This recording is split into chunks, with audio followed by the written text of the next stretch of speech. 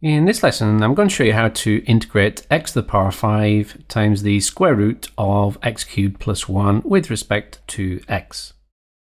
Now we're going to make a substitution here, and the substitution I'm going to perform is to let u equal x cubed plus 1.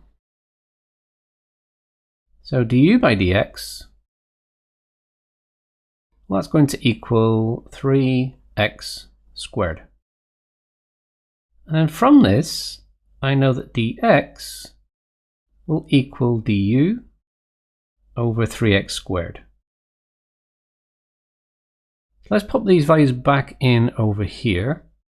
So I'll have the integral of x to the power 5. We've got the square root of x cubed plus 1, which we just said is u. And dx, well, that is du over 3x squared. Now what we can do here is we can cancel this x squared with 2 from here. So that would leave me with x cubed. I can rewrite the square root of u as u to the power of a half. And I've also got a coefficient here of 1/3, which I can bring outside the integral. So dealing with the third first, we've got a third outside the integral. We've got the integral of x cubed. That's multiplied by u to the power of a half. And that's with respect to u. Now obviously I need to substitute or eliminate this x cubed, and I can do that over here because I've got u equals x cubed plus 1. So by rearranging, we've got that x cubed is u minus 1. So let's pop that back in over here then. So we've got 1/3 times the integral of the u minus 1 times by u to the power of a half du. Now I can expand this bracket set here. So I've got 1/3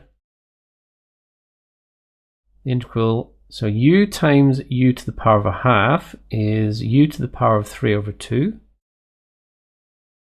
And then we've got minus 1 times u to the half, so that's simply u to the power of a half. And that's all with respect to u. So this is a fairly straightforward integral for us. So we've got 1/3.